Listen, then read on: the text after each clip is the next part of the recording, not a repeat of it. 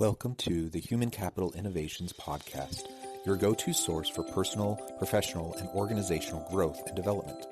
We hope you tune in often for all things people management, organizational development and change, organizational leadership, and social impact related. Maximize your personal and organizational potential with Human Capital Innovations Podcast.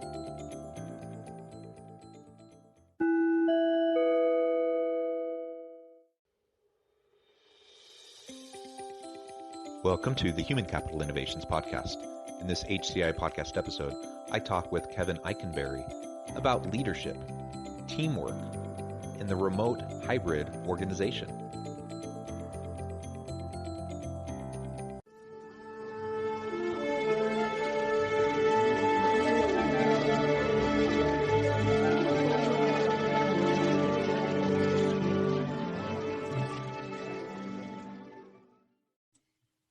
Kevin Eikenberry, welcome to the Human Capital Innovations Podcast. I'm so glad to be here. Yeah, I'm excited to have a nice conversation with you today. We're going to be focusing on the roles of leadership and working effectively within a team, all within a remote or hybrid organization. And we've all been living in this world where, because of the pandemic, people had to adopt new technologies and kind of pivot on a dime in order to continue to function and to stay open. So many people have been working remotely for the past 14 months or so. Many people have returned back to face-to-face work, but many organizations are toying with and trying to look into more hybrid arrangements and how to deal effectively with a distributed workforce that is working remotely, or at least partly, and then others who are in the physical office space. All of that provides opportunity, but it also provides, and creates challenges for teams working effectively together and for leaders who are managing in that kind of a context. So these are the things that we'll be exploring together today. As we get started, I wanted to share Kevin's bio with everybody.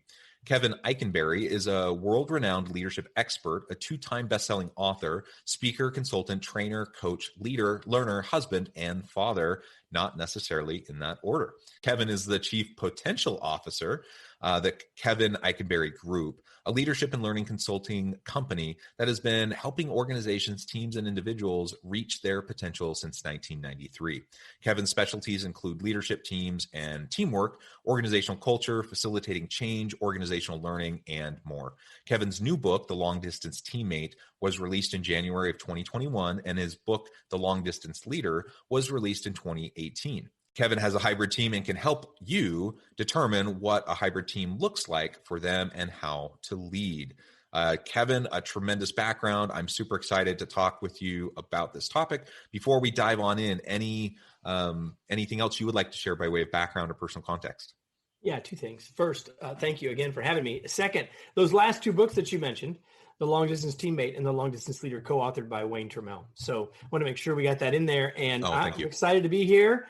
And like you said, we've been helping folks do this work for a long time. And I've been leading a hybrid team for a decade. So let's go, man. I'm ready. Yeah, well, and let's start there, because that's a really good point.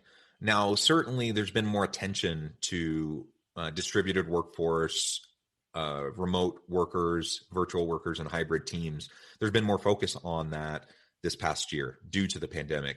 But it's not new, is it? Like there have been organizations that have worked with fully remote and distributed teams for a really long time. There have been hybrid work arrangements for a really long time. For example, I've worked in a hybrid environment for the last decade and a half. I've had remote teams as well. And so that wasn't necessarily new to me either. It just kind of ramped up a little bit more than what I had been doing in the past in terms of the virtual work component. But it's not new. So why don't you start by telling us a little bit about how even a decade ago you started to move into that space? Well, so first of all, our company is, we're not massively large, as many of you who are listening would be a part of, but there are currently 13 of us, and we are spread out from coast almost to coast. You can't quite call Las Vegas the coast, but from coast to coast, and one team member who lives in their RV. And I think today she's in Alabama or Mississippi, I think. But the point is that we have been doing it for a long time, and we moved in that direction because we wanted the best talent. We wanted the folks that we wanted, and we didn't really care where they lived, and we decided we'd figure it out. And then 6-7 years ago or so, I co-founded the Remote Leadership Institute with Wayne Turmel, who owned a company at the time called Great Web Meetings. And then I purchased his company, and we folded all the work that he'd been doing around remote communications into all the leadership work we've been doing. So we knew this was a trend. It already was a trend. It was the number one perk that people wanted pre-pandemic was to be able to work from home part of the time. To all of you HR folks out there, that is no longer a perk. That is now considered an essential. And if you're not going to do it at least sometimes, once in a while, you're gonna have a huge talent problem, I think, moving forward. And so we did it from a talent perspective and from a work-life balance perspective, and it's worked for us. And we've been helping people for a long time do it. Yeah, excellent. And I think you've highlighted many of the benefits of a distributed workforce and leveraging a remote team. I've noticed the same things. It's really great when you're not restricted by geography in terms of your hiring, when you literally can hire the best person anywhere from the country or throughout the world. The only constraint really being the time difference and just trying to coordinate when you have to have team meetings virtually or whatever. Otherwise, they literally can be anywhere. And I love that you have a team member who lives in an RV that travels around. That's actually a dream I have. Someday I want to just be a nomad and just travel all over the place and work remotely completely.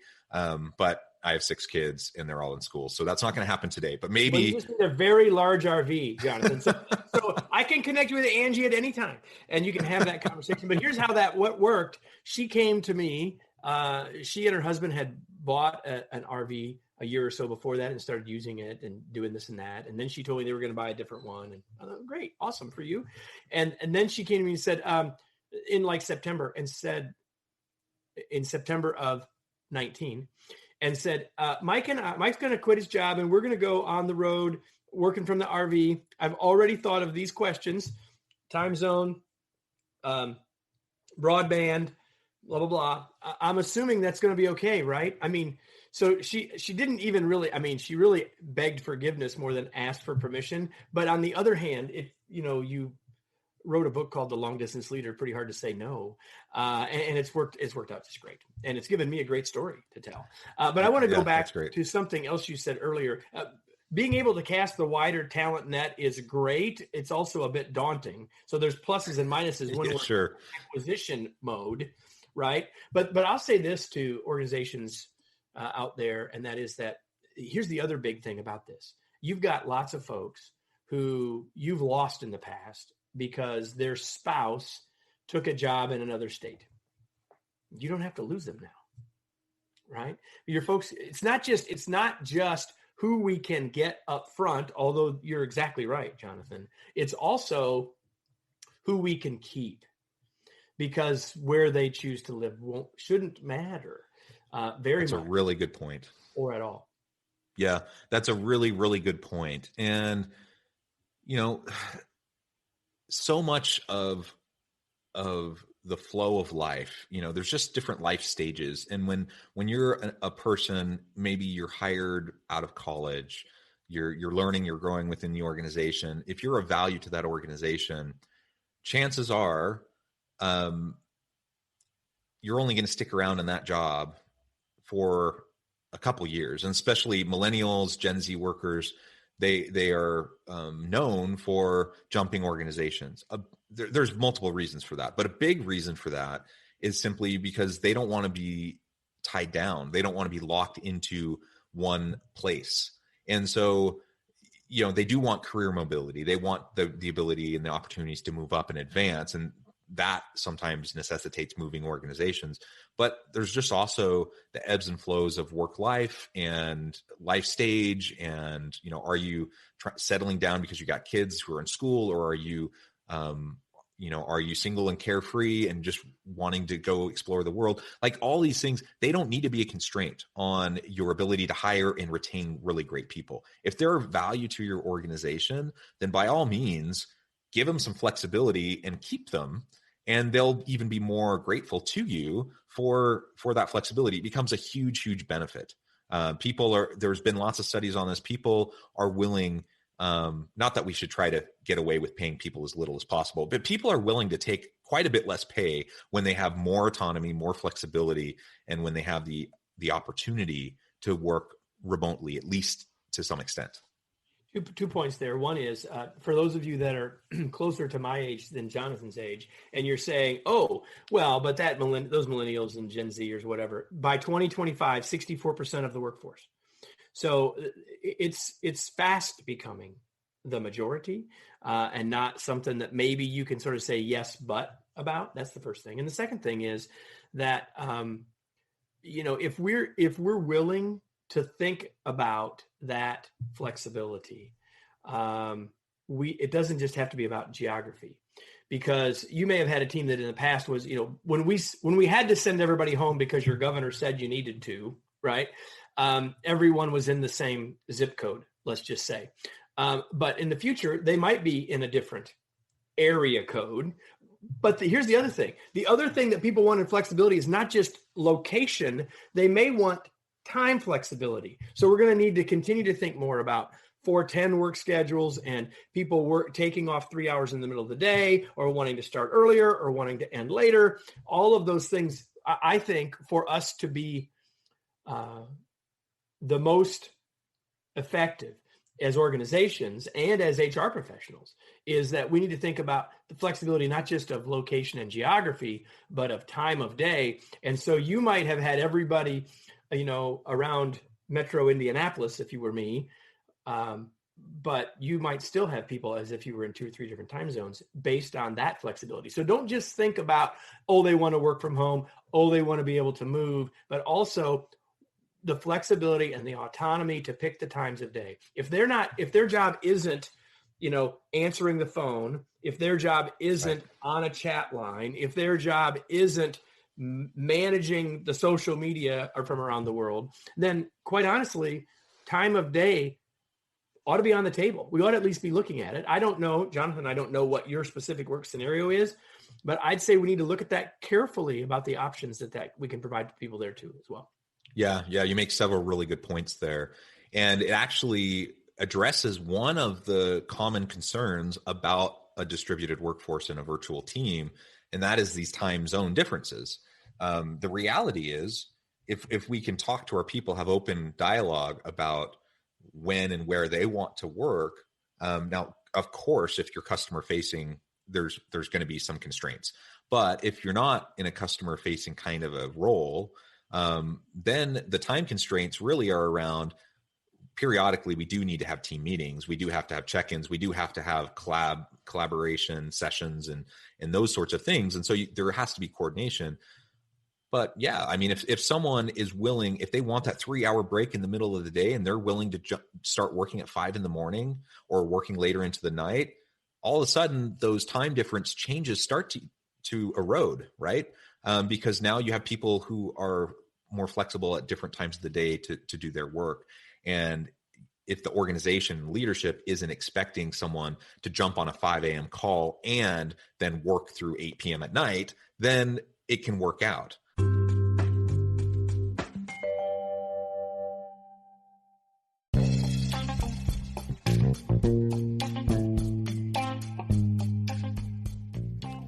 I'm excited to announce the publication of my new book from HCI Press, The Alchemy of Truly Remarkable Leadership: Ordinary, Everyday Actions That Produce Extraordinary Results. Consider how the nature of work has shifted over the past 50 years. With increased globalization, rapid technological advancement, and the shift in economic composition, the average job of today looks very different than the average job of 50 years ago. What will the jobs and organizations of tomorrow look like? Moreover, what does this all mean for organizational leaders? What are the core competencies and capabilities of organizations and their leadership that are prepared for continued disruption and geopolitical and socioeconomic shifts?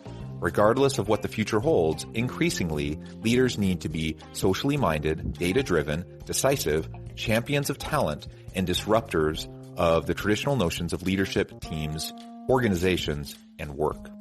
The Alchemy of Truly Remarkable Leadership will help you to explore your own leadership competencies and capabilities and consider ways to apply and implement them into your workplace and personal life.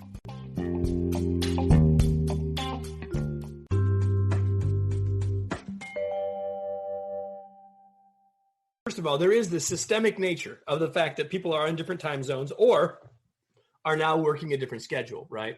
So we're going to have to figure out, or you're going to have to figure out how you're going to manage the meetings, right? The synchronous components of that. And my biggest piece of advice there would be to share the load, right?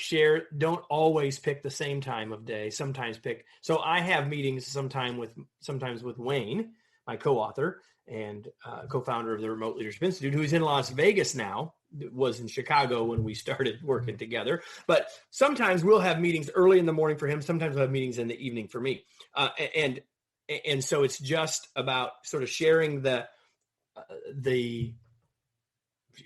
opportunities to work at slightly different times as needed. Or, hey, if we're going to have a team meeting once a week or once every other week, then maybe everyone needs to coalesce around a certain time for that. But the other thing that I think that leaders need to get their heads wrapped around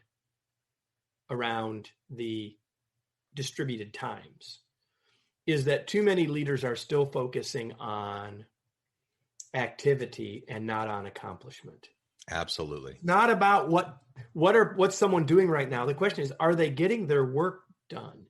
Our world is too much focused on activity, busy, the myth of multitasking and all of that stuff, when the reality is the work getting done? And if it's not, then we have a performance or a expectation conversation. And if you're not having those, shame on you all.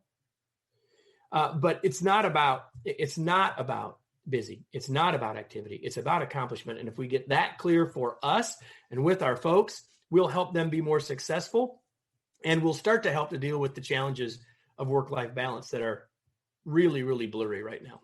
Yeah. Well, amen to that. I mean, that is one of kids. So I don't even know how to talk to you about that, buddy. Yeah. I mean, it is one of my pet peeves. And there is perhaps sometimes a bit of a generational difference in kind of the attitudes around, time of day, traditional kind of an 8 to 5, 8 to 6 kind of a work day, butts and seats, FaceTime in the office, like all those kinds of discussions. And there's some merit to some of that. But on the other hand, like I know when I'm most productive. I know when I have to juggle a lot of different things. And, ultimately what matters is that I produce, that I create the results that I'm expected to produce, right? And if I'm doing that or surpassing those expectations, then who cares? Who cares how much time I'm spending on particular tasks? Who cares when I perform those tasks? As long as I'm working well with other team members, I'm producing.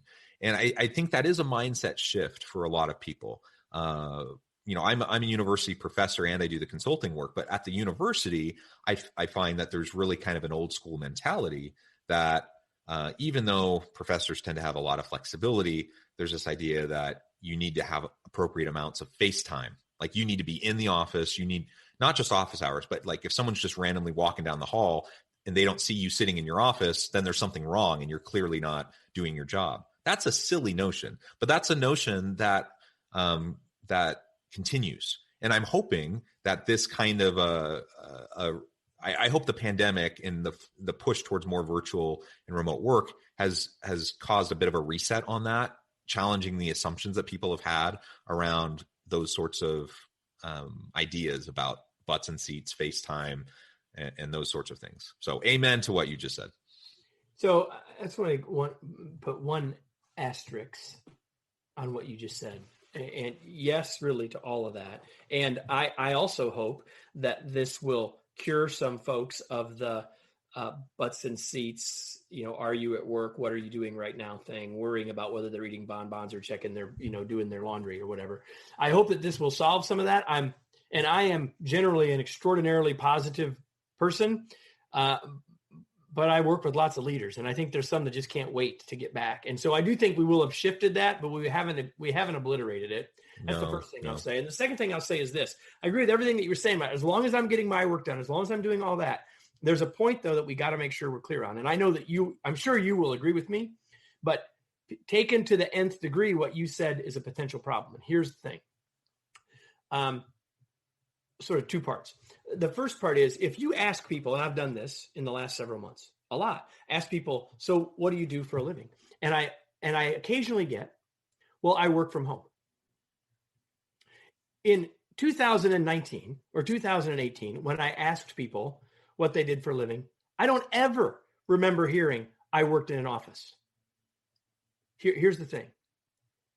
There's a different mindset between I work at home and I'm a member of a remote team, or I'm a remote teammate, or I'm a hybrid teammate. I'm on a hybrid team. And so there's a mindset difference. And here's where that leads us.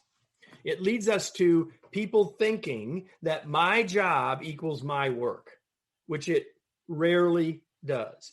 Your job equals your work plus teamwork, the team's work, the interaction with others. So while Jonathan, I agree with you 100%, as long as there's clear expectations between you and your boss about not just the what of the work, but the how of the work.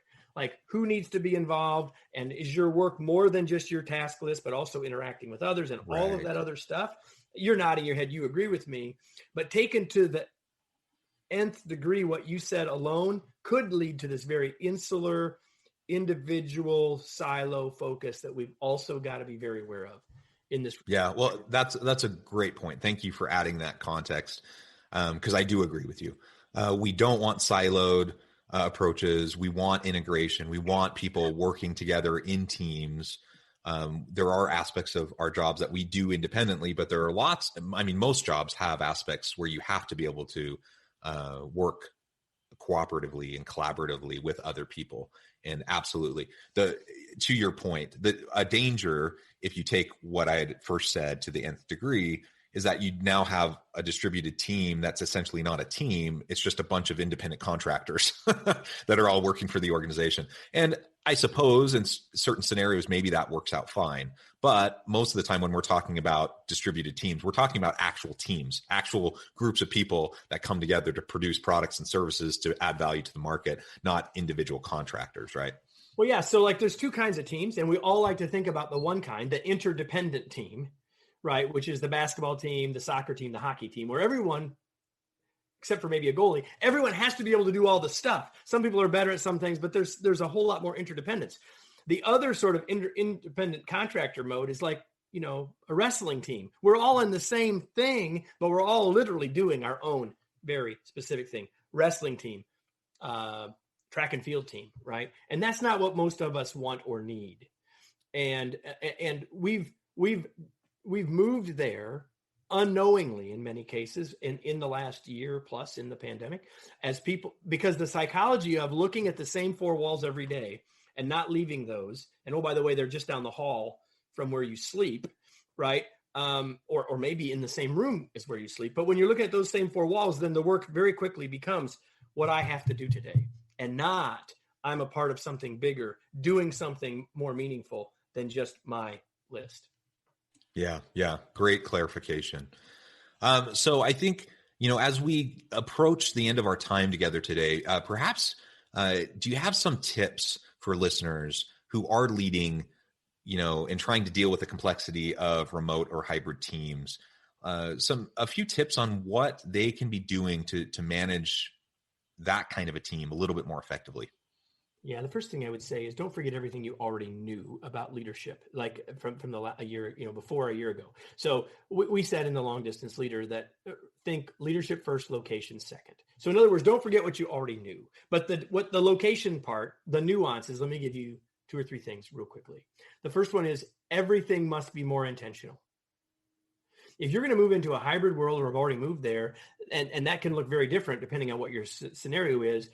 Are you interacting with the same people, but others are seldom there? You may actually have more trouble than you had when everyone was remote. So we have to be more intentional about when we communicate, how we communicate, what tools we use to communicate, building trust and relationships, and we could go on and on. Everything must be more intentional. Second thing I would say is that we have to stay connected with our folks, not just on their work, but on their thoughts and feelings.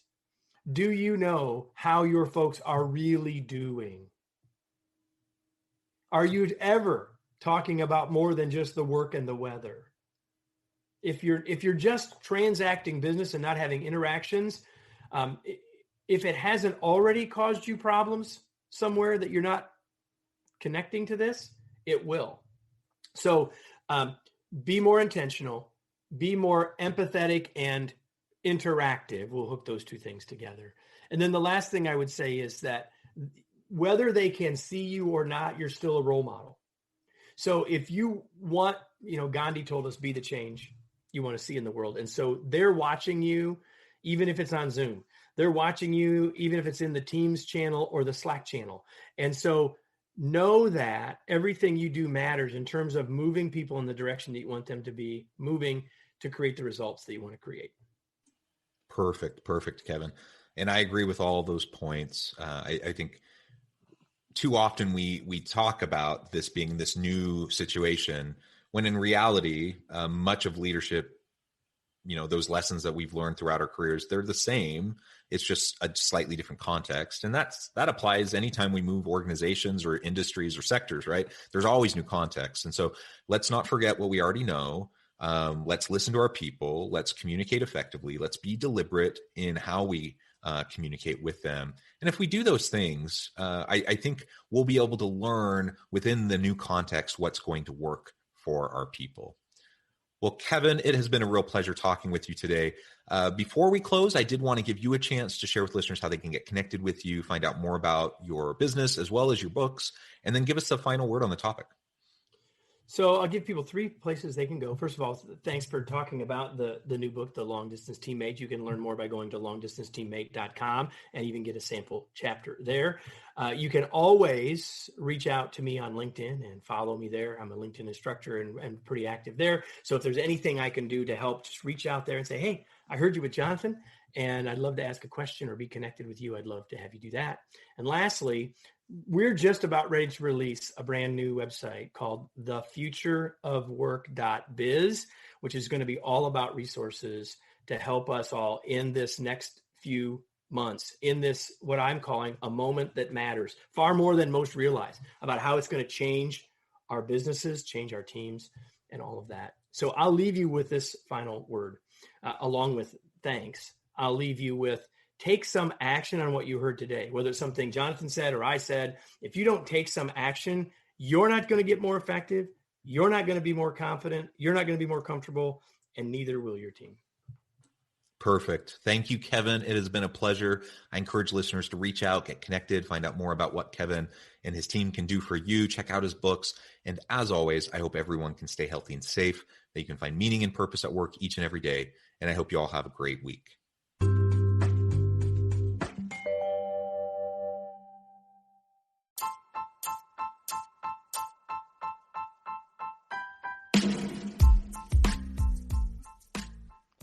We are excited about the launch of HCI's new magazine, Human Capital Leadership.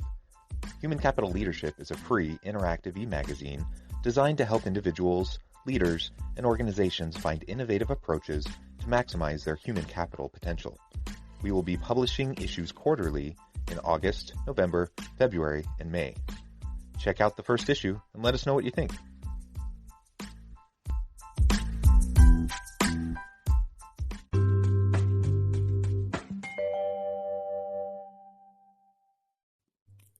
Thanks again for joining us for this episode of the Human Capital Innovations Podcast. I hope you stay healthy and safe and that you have a great week.